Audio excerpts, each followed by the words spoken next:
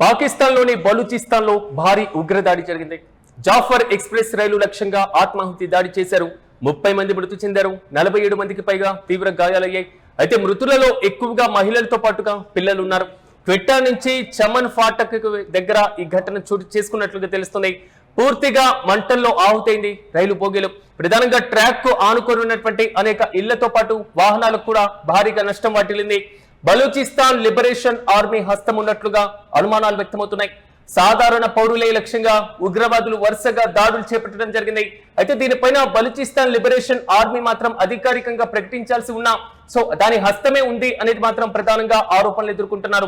పాకిస్తాన్ నుంచి ప్రత్యేకమైనటువంటి వాదాన్ని మరి ముఖ్యంగా పాకిస్తాన్ వేర్పాటువాదులే దీనికి ప్రధానమైనటువంటి కారణంగా తెలుస్తుంది. సాధారణ పౌరులే లక్ష్యంగా చేసుకుని వరుసగా దాడులకు పాల్పడ్డారు. ట్రాక్ కు ఆనుకొని ఉన్నటువంటి ఇళ్లతో పాటుగా అనేక వాహనాలు కూడా తీవ్రంగా నష్టం వాటిల్ని. దట్టమైనటువంటి పొగ, పూర్తిగా మంటల్లో కూడా రైలుకు సంబంధించినటువంటి బోగీలు కాలిపోతున్నటువంటి దృశ్యాలు మాత్రం సోషల్ మీడియాలో వైరల్ గా మారుతున్నాయి. క్వెట్టా అదేవిధంగా చమన్ ఫాటక్ వీటి మధ్య ఈ ఘటన చోటు చేసుకున్నట్లుగా తెలుస్తున్నాయి. అయితే దాదాపు 30 మంది మృతి చెందారని, 47 మందికి పైగా తీవ్రంగా గాయపడ్డారని తెలుస్తుంది. అయితే మృతుల్లో ఎక్కువగా మహిళలతో పాటుగా పిల్లలు ఉన్నారు. గాయపడినటువంటి వారిని సమీప హాస్పిటల్కి తరలించారు. అక్కడ సహాయక చర్యలను ముమ్మరం చేశారు.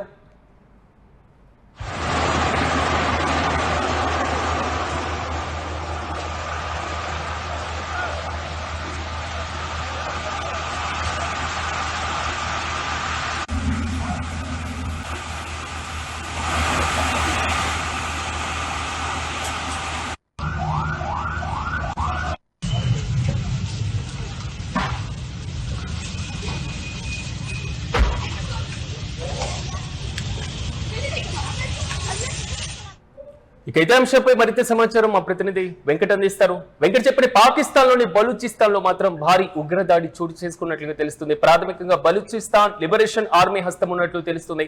పూర్తి అప్డేట్స్ ఏంటి?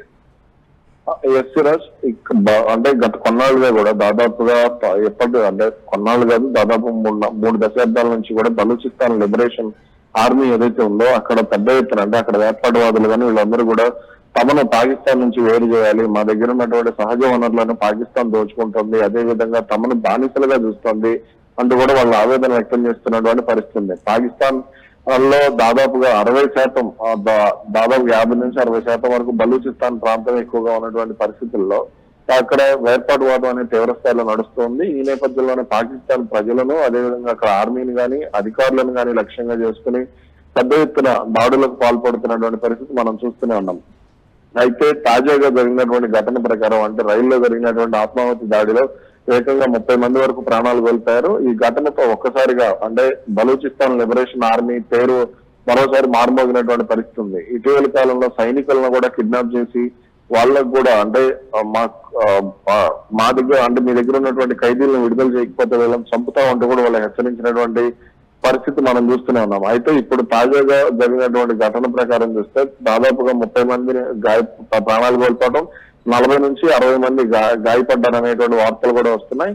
అయితే ఈ ఘటనకు సంబంధించి ఇంకా బలూచ్ లిబరేషన్ ఆర్మీ ఎక్కడ కూడా రియాక్ట్ కాలేదు. కానీ ఇంకా అయితే వాళ్ళే దాడికి పాల్పడినట్టుగా పాకిస్తాన్ ప్రభుత్వం కూడా భావిస్తున్నటువంటి పరిస్థితి ఉంది. ఇక అటు మొత్తం కూడా అంటే ఆ రైలు పట్టాలకు సంబంధించి పక్కన ఉన్నటువంటి ఇళ్లు కానీ అలాగే కార్లు, వాహనాలు ఇవన్నీ కూడా పెద్ద ఎత్తున ధ్వంసం అయినటువంటి పరిస్థితి. అయితే ఇంకా మృతుల సంఖ్య పెరిగేటువంటి అవకాశం ఉందనేటువంటి మాట అయితే వినబడుతోంది. వెంకట్, కొంతవరకు అంటే రాజకీయపరమైనటువంటి విభేదాలను కొంతవరకు పక్కన పెట్టేస్తే ఆ ప్రాంతంలో ఉన్నటువంటి సహజ వనరులే ప్రధానమైనటువంటి లక్ష్యంగా పాకిస్తాన్ ఇలాంటి చర్యలకు పాల్పడుతుంది అనేది మాత్రం ముందు నుంచి బలూచిస్తాన్ కామెంట్ చేస్తూనే ఉంది. ఇప్పుడు అంటే మొదటిసారి జరిగినటువంటి దాడి మాత్రమే కాదు, వరుసగా దాడులు, బాంబులు, బెదిరింపులు, మరి ముఖ్యంగా పేలుళ్లు, మొత్తం ఒక సహజమైనటువంటి ప్రాంతంగా మారుతున్నటువంటి సిచ్యువేషన్ లో ఎందుకు కంట్రోల్ చేయడంలో పాకిస్తాన్ విఫలమవుతుంది అనుకోవాలి? ఇక్కడ ఉద్యమం అనేది తీవ్ర స్థాయిలో ఉన్నప్పుడు కంట్రోల్ చేయడం అనేది సాధ్యం కాదు అనే విషయాన్ని పాకిస్తాన్ అర్థం చేసుకోవాలి ఫస్ట్.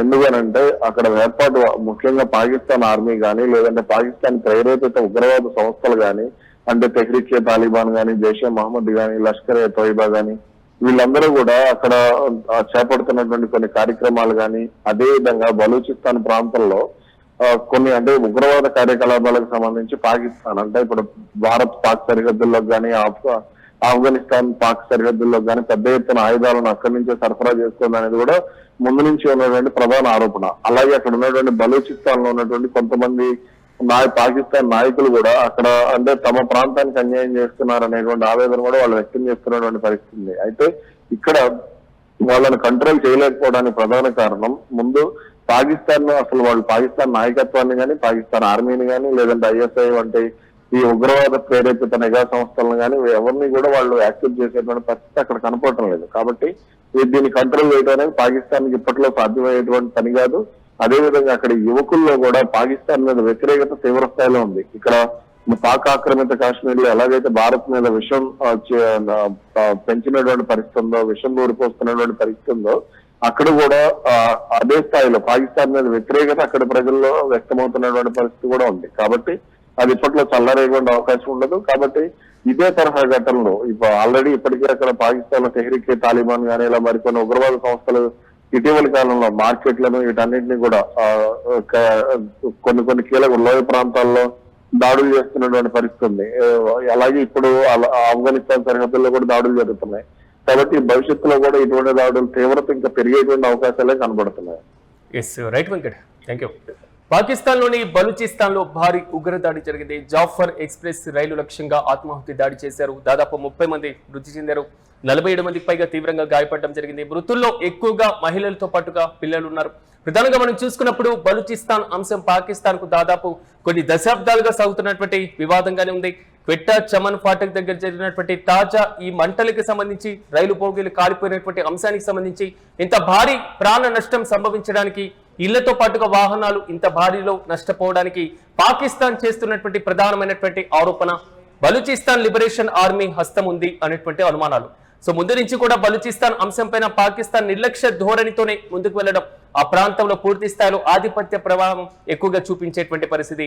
పాకిస్తాన్ యొక్క నాయకత్వాన్ని కానివ్వండి, పాకిస్తాన్ యొక్క ఆర్మీని కానివ్వండి, పాకిస్తాన్ తీసుకుంటున్నటువంటి నిర్ణయాలను కానివ్వండి, బలూచిస్తాన్ ప్రాంతంలో ఉన్నటువంటి నాయకత్వం అంతగా అంగీకరించేటువంటి పరిస్థితి కనబడట్లేదు. ఇలాంటి సందర్భాల్లోనే వేర్పాటువాద ఉద్యమాలతో వారు పూర్తి స్థాయిలో ఆ ప్రాంతంలో కూడా కమాండ్ పెంచుకునేటువంటి ప్రయత్నం చేస్తున్నారు. ఇలాంటి సందర్భంలోనే ఇలాంటి దాడులకు పార్టిసిపేట్ చేస్తున్నట్లుగా చాలా స్పష్టంగా అర్థమవుతుంది. ఇటీవలే కాలంలో వచ్చినటువంటి చైనా పాకిస్తాన్ ఎకనామిక్ కారిడార్ అంశం కూడా బలూచిస్తాన్ ప్రాంతంలో ఉద్యమాన్ని మరింత రాజేసినటువంటి పరిస్థితి. అప్పటి నుంచి మరీ ఎక్కువగా బలూచిస్తాన్ ప్రాంతంలో ఉన్నటువంటి సహజ వనరులను, మరి ముఖ్యంగా విలువైనటువంటి ఖనిజాలను విదేశాలకు అమ్మేటువంటి ప్రయత్నం చేస్తున్నారు అనేది మాత్రం బలూచిస్తాన్ ముందు నుంచి ఆరోపణ చేస్తుంది. రాజకీయ పరంగా కూడా అగ్రస్థానంలో ఏదైతే ప్రాంతం ఉందో బలూచిస్తాన్ ప్రాంతం, ఆ ప్రాంతానికి ప్రాధాన్యత ఇవ్వడం లేదంటూ కూడా వారు పదే పదే ఆరోపించడం, పాకిస్తాన్ కి సంబంధించినటువంటి పౌరులే లక్ష్యంగా దాడులు చేయడం, పాకిస్తాన్ విధానాలను వ్యతిరేకించడం, ఆ ప్రాంతంలో వారికంటే ఒక ప్రత్యేకమైనటువంటి గుర్తింపుతో ప్రత్యేక బలూచిస్తాన్ దేశం కోసం పోరాటం చేస్తున్నటువంటి సిచ్యువేషన్స్ కూడా మనం చూస్తున్నాం. ఇలాంటి సందర్భంలో తాజాగా జరిగినటువంటి రైలు ప్రమాదం అనేటువంటి అంశం పక్కన పెట్టేస్తాయి. ఈ రైలులో ఆత్మాహుతి దాడి అనేది మాత్రం చాలా స్పష్టంగా అర్థమవుతుంది. బలూచిస్తాన్ ఆర్మీ హస్తం ఉంది అనేది మాత్రం పాకిస్తాన్ అనుమానం వ్యక్తం చేస్తుంది. సాధారణ పౌరులే లక్ష్యంగా ఉగ్రవాదులు దాడులకు వరుసగా పార్టిసిపేట్ చేస్తున్నట్లుగా తెలుస్తుంది. ఆ ప్రాంతంలో ప్రస్తుతం సహాయక చర్యలు కొనసాగుతున్నాయి. భారీగా మంటలు ఎగిసిపడడంతో సమీపంలో ఉన్నటువంటి ఇళ్లతో పాటుగా వాహనాలు కూడా పూర్తిగా దగ్ధమయ్యాయి.